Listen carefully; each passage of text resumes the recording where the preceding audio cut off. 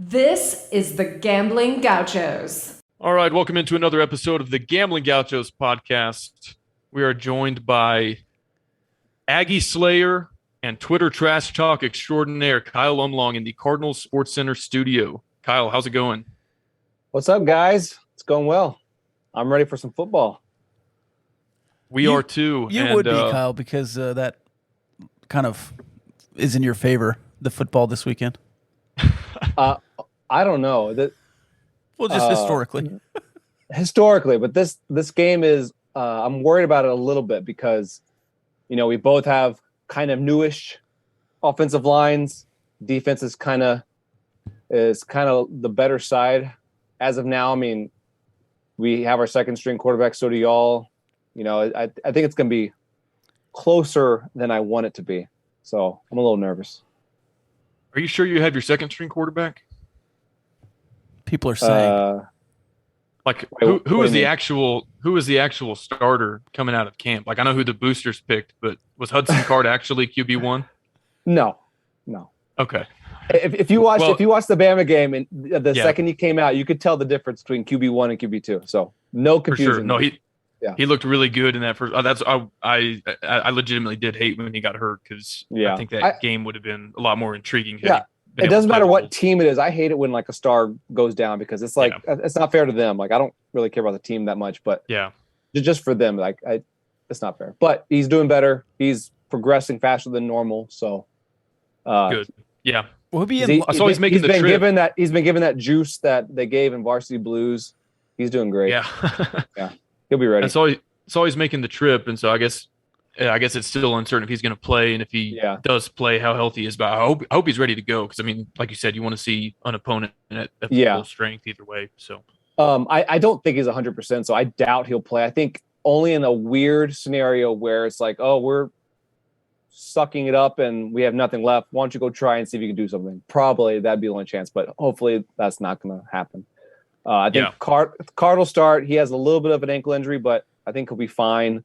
We got Charles Wright, and I don't know if Malik is uninjured still. I think he hurt himself on a scooter a couple weeks ago. Not really a football injury, but he's out right now, I think. But they're all coming, so we'll see. Well, before we get more in depth on the game, I want to, like, a lot of our listeners only know you from Twitter because you're a pretty well known personality there, both obviously this week and far prior to that. How did you? I need kind of like the Kyle Umlang background story. Like, how did you become? Because everybody talks trash on Twitter. Right. How did you become like the go-to guy for not only trash talking A&M but like any other school? It kind of just randomly happened. I was barely on Twitter. I didn't really know how to use it. I got on in 2019 because I was getting my master's in applied data science. And one of my classes there, like, you should post all your Tableau stuff on Twitter because there's a good community out there. They'll help spread the word and they'll help give you pointers and stuff. So I was like, yeah, I'll do that. And I got a few likes here and there from just random stuff. Then I did a college football one and it blew up, and like Sam Ellinger retweeted it. It was a big success. I got a bunch of followers overnight, and I was like, oh, I'll just do college football stuff. And so I started like posting just Texas stats, Texas only, didn't really care about other teams. And then that's when I met Twitter trolls. I had no idea that you could post something and then people just come out from nowhere and just argue with it. So then my thing became like responding to all those trolls. And so then it became like my persona was the guy that will answer back any bad take with stats. So yeah, it kind of became my thing. And then I just got better and better at it. And every time a new stat was needed, I would look it up and save the data. So now I have gigs and gigs of random data sets that I don't know when I'll ever need, but I have them. So it makes looking it up easier because I started realizing after a couple of months, I was like, I'm looking at the exact same things. I might as well just start saving all this stuff. So I got a giant hard drive of random crap. It's like does it say on your hard drive sorry, go ahead, Rob. I was just gonna say it's like the meme lord. I got every meme known to man. I'm just gonna meme them to death. Right. It's like you see every stat known to man. And this is the way I see a meme. I'm like, oh, I gotta save this. I don't know when I'll use it, but I like it. Yeah. Does it say on your hard drive if Arizona is a Pac-12 team or not? Okay. People get very confused when like I word my tweets in a very specific way, just like y'all were doing yesterday. Like if you word them exact way that they need to be worded, they're correct, factual, can't really say anything about it. So yeah. If I said Texas has a losing record to Pac-12 schools, you could either go schools that are in the Pac-12 when they played, or just schools that are currently in the Pac-12. But if you say against the Pac-12, then it's only against teams that were playing in the Pac-12 when you played them. Otherwise, it's not the Pac-12. So I suppose that's fair, but I feel like you were counting Pac-8 and Pac-10 era stuff for Texas. Okay. Yes, but Pac-8, Pac-10, Pac-12, it's all Pac. It's not like I was counting Southwest Conference and Big 12, totally different things. But like Big 6, Big 8, that's all the same thing too. But not had I said Texas Tech has a winning record versus Pac-12 schools instead of the Pac-12, that would have been okay. And so I understood what you were saying eventually, or but say at first currently in the Pac-12 just to be double safe, and that way no one could say anything. So I've learned over the years though, if you label it the way you need to label it, you're always right. So that's how I live my life. Because at first, when you I use very specific wording per tweet to make sure it's correct. Because like when you quote tweeted me, so that was actually something I didn't know. When you quote tweeted us at first and said Tech has a losing record against every Power 5 conference, I was like, I'm sure that's true for like the Big 10, the SEC. But I was like, I feel like we'd be close to 500 versus like the Pac or the ACC. And so I was on Winsipedia and I was like, no, we have a winning record against the Pac-12. So that's when I quote tweeted you. And then like I said, after a tweet or two back and forth, I was like, okay, I get what he's saying. But anyway, I guess I wasn't precise enough in my wording.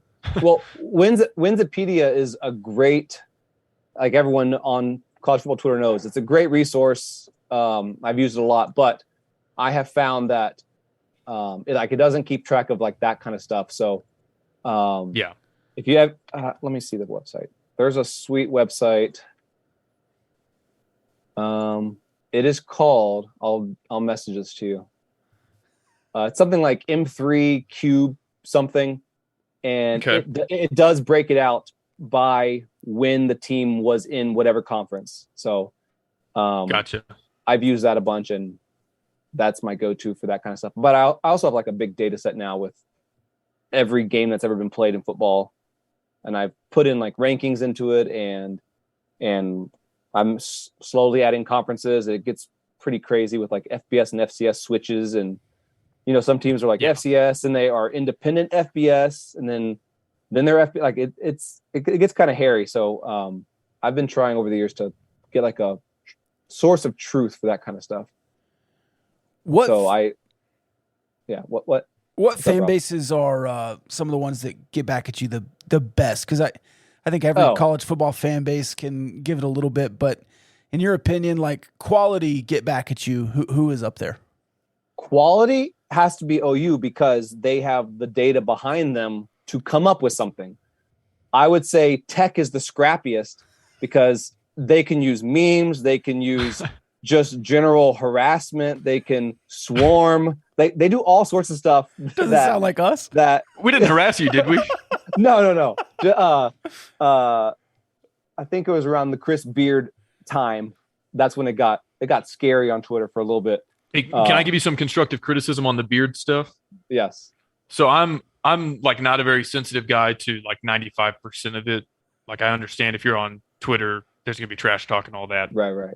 One thing you posted on Twitter, so it is, I have to laugh a little bit just because your whole shtick is being like completely factual. Oh, is it the wrong skyline? Yeah, you tweeted Abilene instead of Lubbock, which like I'm not here to argue they look very similar, but when you start talking about like a place where 300,000 people live and kind of taking a dump on where my home is, that's where it's like a little more personal than just like my team is better than your team. I can live with that. So anyway, I'm just throwing that out there for you. Yes, I was so angry when I realized like an hour after I posted it, after it had already blown up, that it was wrong. I was like, damn it, Google, because like I googled image, I found the clearest image, and if you do like the metadata on it, it says Lubbock. So I was really angry when someone finally was like, that's not really Lubbock. So yeah, but it was already too far gone, so I just left it. Yeah.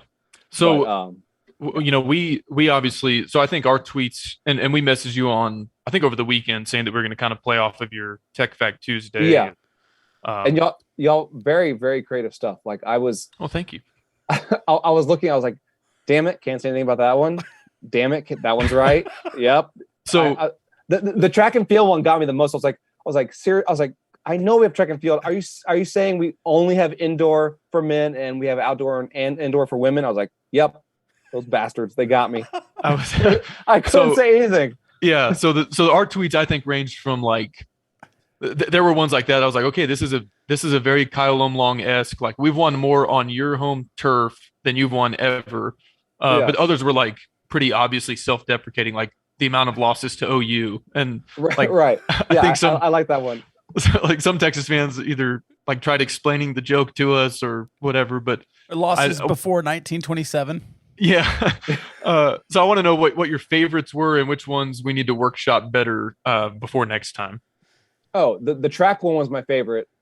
Just because I was like, y'all have like 2 championships. There's no way y'all have more in something. And I was like, we just won a track one. I know that was indoor, but we have to. I was so mad. I was like, damn it, guys. That one was probably my favorite. What else? I like that starters on the Dallas Cowboys.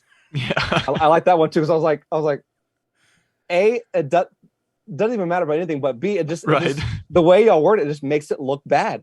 And I was like, man, I love that stuff. Like I try to find creative ways to, put a other team down, like in just the most random way. And y'all did a great job of doing that. So I applaud you for that. So I have to tell you, I thought it was funny. We got tons of reaction from UT fans who I'm sure the vast majority of them follow you or they have to be aware that you set like very specific parameters. I might even call it cherry picking. I have been known to cherry pick, yes. But then they're getting mad in our replies for us basically holding up a mirror to you, like as best we can with our own parameters. And they're like, well, if you don't count this one and if you say that, then. So I was like, guys, I mean, y'all were retweeting Umlang 50 times yesterday, and now you're mad at us for doing the same thing. So I think there's like a little bit of fan base hypocrisy there is all I'm saying. Oh, yes. Obviously, every fan base does that. It's like, our guy we like this guy because he talks good about our team. But if you talk bad about your team, then we don't like you. You're wrong.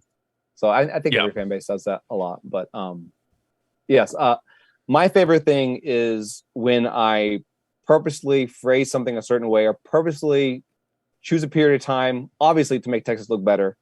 And then there's always like those people that are like, yeah, well, why don't you run it back 20 years longer than that and include tight ends? I'm like, well, then I wouldn't have tweeted it because it wouldn't have been favorable. So no. Yeah. Like some guy so I had that one tweet that said Texas has more losses to Kansas than Tech has versus Ohio State, Florida, Notre Dame, and Clemson and Alabama combined, something like that. Yeah. And this guy was like, you guys haven't even played Florida and you haven't played Notre Dame since 1932. And I was like, I know, dude. Like, that's the joke. That's the joke. That's why I didn't pick Nebraska and OU to throw in here. So anyway. I'm glad y'all understand exactly what this is. So thank you for not being idiots. Because I've had so many people like try to explain my own tweets to me or explain how my own tweets are not right. I'm like, I tweeted it. I know what I'm doing. Right. An even better response to that one was, but Kansas is in the conference. Like, it's a conference game, so it matters more that you lost to Kansas. Yeah. It's like, no, that's not how it works, man.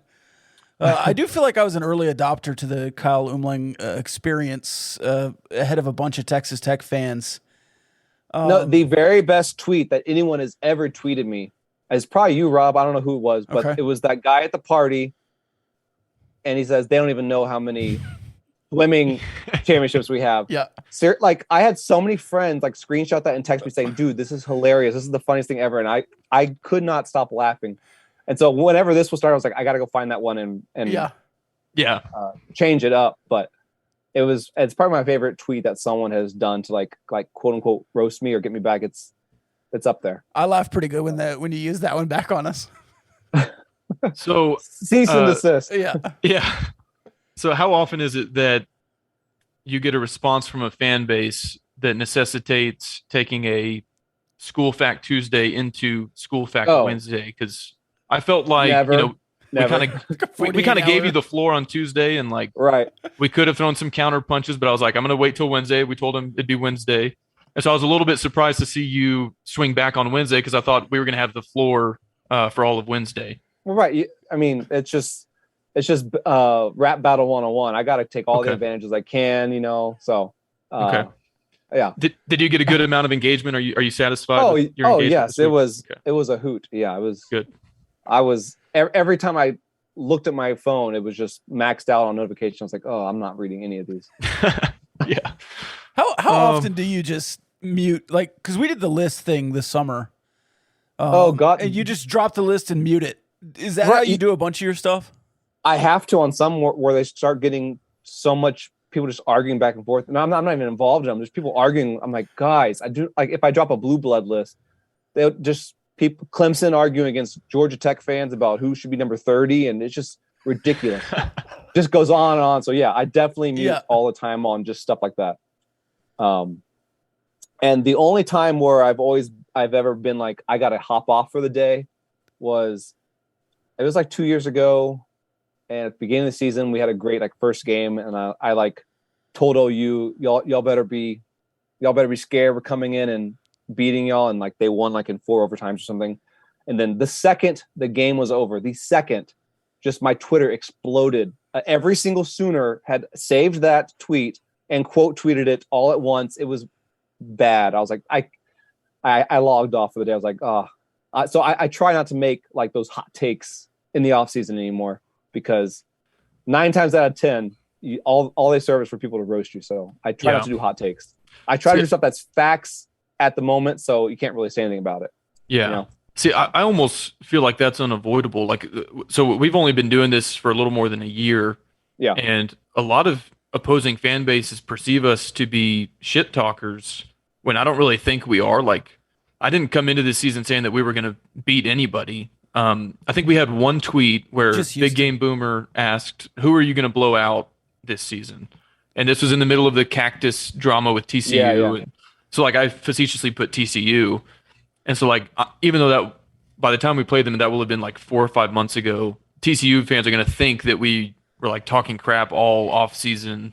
So anyway, I feel like once you're well known enough on Twitter, it doesn't even matter if you I guess said anything. Right. Derogatory. People are going to come after you either way. People quote tweet me and they do it incorrectly though. I'll say Texas has been to 5 New Year's Six bowls since 2000. And then we didn't make a bowl last year and someone retweeted it from a year ago. I'm like, this aged nicely. Yeah. I'm like, it's still true. Still true. It's the exact same. And it had nothing to do with it either. Yeah. And I'm anticipating that on Saturday, if Texas wins, people are going to come back to a tweet about how many times Tech has beaten Houston since 2009. That's still factual. And they'll be you guys were talking all this crap. I was like, well, this is still true, even though we lost the game today. Right. Yeah. So, Rob, do you have anything else on Twitter? Do you want to talk ball? Yeah, let's do it. Unless we want to talk return on investment and something about that. Yes. Okay. This will be my last comment on the Twitter beef. It was interesting to me to see which tweets set off UT fans the worst, because you can tell when somebody's mad online. Right. And I was surprised that our tweet about Charlie Strong and Tom Herman's buyout being parlayed into a 5-7 season got UT fans more angry than all these other ones that I don't know why were taken way further out of context, losses or amount of years since your last loss in Norman. But yeah, that tweet seemed to really set them off, and I was like, yeah, y'all did beat us as a 5-7 team, but this tweet is still totally true. It's a waste of money. You didn't get a good return on that investment so far anyway. So I thought that was kind of interesting. Yeah, I have learned that Twitter is very unpredictable. I could come out with the same type of stuff on a weekly basis, and then one week it's everyone's like, "Boo, this is boring. Entertain us." I'm like, I'm doing the exact same thing I've always do. Why? Y'all are just they take everything out on their real lives on Twitter. So I just don't take it. I've learned not to take anything personally because everyone's just, anonymous type of. In a way, do you have any? Are there any? Is there a big subset of UT fans that take issue with what you do on Twitter? I would say a handful. There's probably more, but I would say a handful have let it be known to the world. So I know there's at least a few. So, but you get that everywhere. Yeah. Yeah. I think cool. Well, OU fans with Big Game Boomer too. Yeah, I think that's probably worse. Yeah. I think more of them are like, dude, quit making these lists. I'm sure Texas Tech fans hate that we're in cahoots with now Kyle Umlang and Big Game Boomer, that we've had you both on. Yeah. Dude, that bridge, those top bridges in the Big 12, that was, I don't know what. See, that's why Twitter's unpredictable. That exploded. Yeah. But not like best running backs, just bridges. Well, exploded. Our best running backs list did explode, but for different reasons. Because we put Zach Evans for TCU, which was like an intentional troll, but it went crazy. Like, actually kind of regret sending that tweet because I guess it wasn't obvious enough that was a joke. That's a Big Game Boomer move where you just slip one in there that makes zero sense and everyone's just going to engage with it. Yeah. All right. Well, enough about Twitter. Let's talk about the game, because I think a lot of fans don't realize this about you. Yes, you're a great trash talker, but you also, I think, have a unique perspective on the game and kind of an in-depth understanding of some of the statistics and analytics. So I think you'd be able to offer us some good insight on the game. I guess we can get into more like kind of position groups and sides of the ball, but just generally your thoughts on the game. And since we're a gambling podcast, kind of your thoughts on the spread at, I think today it was 6.5 in UT's favor. Yeah. Texas is 3-0 against the spread this year. So I'm taking Texas, obviously.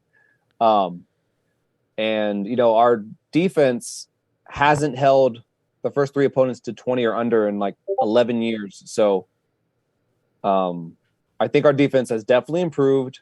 That, like, I wasn't expecting to be this significant of a change yet, but the first three games, if they're in any indicator, I think our defense is a lot better than last year. So that puts a lot of those like close games where we lost after having the lead. I think it puts like half of those back into the win column for this year. So like, I think this game is gonna be close, but I think last year's Texas would have lost it if it was close. I think this year's Texas can win it if it's close. So I think it's gonna be like a 1-score game, 7-8, maybe. Okay. But I think Texas wins it, but scarily wins it. Entertainingly wins it. You think more high scoring or more low scoring type game? So if we both had QB1s, high scoring. Since now the defenses are going to shine, I would say low. Hudson Card is slow to start out the gate. So I think it'll take him a little bit to warm up and get some points on the board. Our defense is good. Y'all's is decent. Our OLs are both, fresh, new. Y'all's have a bunch of transfers, I think. We have 2 freshmen starting. So I think it's going to be more of a defensive battle. So yes, under. I'd bid the under on whatever do you know what the over under is? About 57. 58.5. Oh, 58.5. It's tight. That's tight. Yeah, I don't know, because like you're talking like 29-27 type game. Like, yeah, I don't know, maybe over. I was hoping one of us would be in the 30s. Yeah, I mean, if you can cover it like 30, 32, 24, 30. Oh yeah. If you go under. Yeah. Okay. How big of a deal is it that Overshone is out? Because it seems like a big deal, but also the talent behind him. I'm glad he's out the first half, not the second half. I think we'll need him in the second half. So I'm fine with him being out the first half, but it sucks. It sucks mostly because of how gray that call was, in the gray area. So it's like, it wasn't even worth it. Like, it's not like he targeted someone on purpose and like, yeah, he deserves to be ejected, whatever. I'll deal with that. But, just being ejected just because it looked kind of close or whatever. That sucks just for everyone. Yeah. We actually mentioned that on a couple episodes ago, that we think there should be like 2 levels of targeting, one for like pretty obvious malicious intent, right, and then a less severe one where you don't get suspended for kind of like an incidental type deal. Yeah. Like one where you can get ejected, but you can still play, start the next game. or even a 15-yard penalty, but you stay in the game, and a personal foul, and if you get 2 in the same game, then you're tossed or something like that. Because there's sometimes like when the quarterback will like slide as a defensive guy's diving at them, and it's like the crown hits their helmet, and they'll just put flags everywhere. And it's like that would be the less severe one. Yeah. Yeah. I want to learn a little bit more about your offensive line, because during the off season, especially like during fall camp right before kickoff, it sounded like that was a huge red flag and was going to be like a huge detriment to UT's chances this year. I haven't seen a ton of y'all play. I didn't see the UTSA game. I saw bits and pieces of the Alabama game, but it seemed like they held up decently, especially for a front seven as talented as Alabama's. So can you kind of grade them where they're at right now, and have they exceeded expectations? I know Kevin Banks has exceeded expectations. True freshman. He's straight out of high school, and I saw this stat against Bama where like he didn't let I don't know what it was, but it was a really good stat. He was the only one that got mentioned from the team. I know he's having a stellar season. I don't think he's allowed any sacks, maybe, whatever the stat is, something like that. We have another freshman, I think, or maybe redshirt freshman, maybe. I'm not sure. Cole Hudson. He's a freshman. He's doing great. The others I haven't really heard. I think they're holding their own. I think the whole defense on its own I think the offensive line on its own has improved.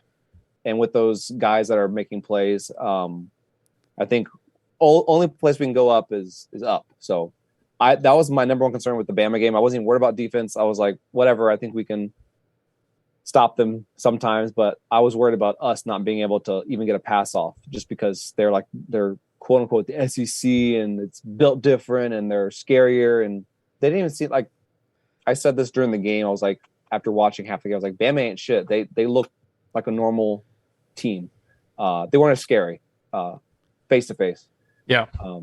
So the offensive line is new, is fresh, but I think they're doing great so far, and they can only, like I said, only go up from here. So I think more starts, more experience, more playing together will only make that better. So, have you seen any of Tech's games against Houston and NC State, and kind of from an outsider's perspective, do you have any thoughts on our squad before the game? Well, y'all always have a squad that can score. That's like y'all's thing. It's like, when I heard a couple weeks ago, second string is starting, I was like, well, I'm still going to pick Tech over Houston because the second string guy can still sling the ball. That's why he's the second string.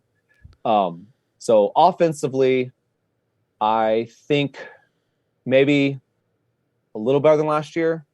I know defensively y'all looked good against Houston, so I think that's improved for y'all too.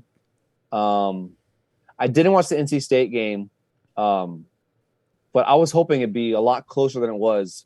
I didn't even watch it. So what do you think was like the issue? Was it offense stuff or defense stuff, or a mix of both? Or I didn't get to watch it. It was all offense, pretty much. Defensively, there was 4 turnovers. Offensively, 3 picks, a pick six, another pick six. The muffed punt opened the game. You held them to a field goal. So you gave them 2 field goals, and that's then the points right there. Yeah, absolutely. That sucks. Yeah, I think 13 points were given either pick six or turnovers in field goal range. Yeah, because I picked y'all to win straight up, and I even think I had y'all covering the spread too, just in case. But yeah, when I saw the final score, I was like, oh, that'd be closer. But that makes sense. That right there is 2 pick sixes. The games against Houston and NC State were actually very similar to one another. Just against NC State, they had a better defense, so our offense couldn't score enough points to win. But both games, the defense only surrendered, 20 points of their own in regulation, because in both games there was a pick six. So our defense has actually, I think, been the better unit compared to the offense, operating with a pretty bad offensive line to this point and a backup quarterback. So they're going to need to take care of the ball. I mean, like, to have a shot against Texas, and we'll see if they can score. But if they're giving y'all the ball in field goal range or pick six, things like that, I mean, I don't think there's any way to really keep it competitive given the current state of the team. Well, I think we have 2 pick sixes on the year, so Let's make it a hat trick, fellas. Oh, let's not. Let's not. I had one last year too. Yeah. After Shuck got hurt, he tried to go back in, and his first pass was a pick six, and he was like, "I think I broke my collarbone." It's like, well, yeah, we'll put in another guy then. Yeah. I think I did too during that game. If we don't have anything else on the game in particular, I do want to ask just one or two questions. Sure. First of all, is Texas Tech and Texas a rivalry? Yeah. I mean, okay. So now it's not the most important rivalry by any means, but it's obviously a rivalry. That feeling that I get when Tech beats us, just that feeling right there, that means it's a rivalry in some sort of way. Because, like, you know, if I'm watching the baseball team and we lose to Florida on a random weekday game, like, okay, fine, whatever. If we lose to Tech, if Tech sweeps you, it just feels different. And it's from years and years of playing against each other that helps made it what it is. But yeah, I would say it's definitely a rivalry. And then you throw in the Chris Beard stuff, like it's like meant to be a rivalry. It's meant to be, kind of like attended more of between, like, you know, I don't care about Baylor. Like, wah. I would say it's OU, A&M, and Tech has to be third probably. Oh no, Arkansas's third. Y'all are fourth. Okay. So top five. So it's not like losing a Super Bowl. No, that was another one that I thought it'd be more funny, but I got so much people like angry that I said that. I'm like, guys, I'm just goofing around, guys. It's Twitter. A little bit of a chip on our shoulder about that one. Well, I mean, can I ask what the hesitance the hesitancy is to just call it a rivalry? Because, like, to me, if you call it a rivalry, then you get to say you own one of your in-state rivals or big brother. It's because y'all have beaten us recently. That's why the collective doesn't want to say it means anything. I would think in basketball and baseball. Yeah. I assume that's why people would not want it to be deemed that, because you're just like, if it's not that, then whatever. It's like losing to Florida randomly. It doesn't matter. So yeah. But if you call it a rival, then we're losing to our rival in two of the main sports. So Texas is coping. Yeah. Huh? So Texas is coping. I did want to ask. So that's kind of the pass of it, but we'll clip that for sure. I'm gonna clip where you said Baylor. Too. I thought that was a good one. The future. A lot has been said. So you have Kirby Hocutt, the AD, coming out and saying we're going to play him for the next 25 years, and CDC saying no. I said we're going to play schools in Texas, not Texas Tech. Do you want to keep playing Texas Tech? Do you want a home and home? Yeah. I don't know about. You mean like 1 year football. There, 1 year? Yeah. Football. Okay. Yeah. I see no problem with that. It makes sense. And the way they were talking about doing the schedules, they were saying every team would have like a yearly, kind of like an A&M in South Carolina game where you'd have to play them. And I thought out of all the schools that we currently play, Tech makes the most sense. No one wants to play West Virginia. No one wants to play Kansas or Baylor or TCU. I think Tech's the game to go to. I think Texas especially doesn't want to play Kansas. Yeah. No, I'm not worried about y'all anywhere near as I am about Kansas. Seriously. And they're actually good this year. So that makes it even I know. worse. Yeah, they are. They actually do look good. Everyone's going to lose to them. Yeah, it'd be hilarious if they won the Big 12. In the final year of Texas and Oklahoma that Kansas won the Big 12. That would be epic. Poetic, I guess. Yes. Do you think this is the final year for Texas and Oklahoma in the Big 12? No, because the 23 schedule just came out 2 days ago. Well, we weren't on it. We know about schedules; they can be manipulated. They can, right. But they made a big deal about releasing them, so I don't think they're going to change them. I thought that was a smoke screen. And but I don't think it'll be 2025 either. I think it's 2024 is the sweet spot. So, and it's going to be weird in 2023, especially since Houston and UCF and Cincy and BYU are all going to be it's going to be 16 of us or 14. It's going to be weird. Yeah, 14. Yeah. How are they going to do that schedule? Like, are they going to say like? I honestly don't know, and it's going to be different because you can't just take the home and homes that you've had and just extend them. So it might be that Texas it leaves comes, all the new schools out. So what are they going to do? I don't know. And you can't do a round robin. You'll have to have divisions. Yeah, it's going to be 2 divisions. Yeah. And you're going to have to split Texas and Oklahoma because they have to play, or even better, you could make them not play and make them play in the non-con. If your Mark said we're not playing the Red River rivalry this year, I would please. That would destroy everything. That would not be good. I hope that y'all lose to one of the 4 newcomers next year, so that I can use for a Tech Fact Wednesday. That is all that anyone's going to talk about. So I hope we don't. I don't care if we lose to everyone else, but if we win against Cincy and Houston, I'll be fine.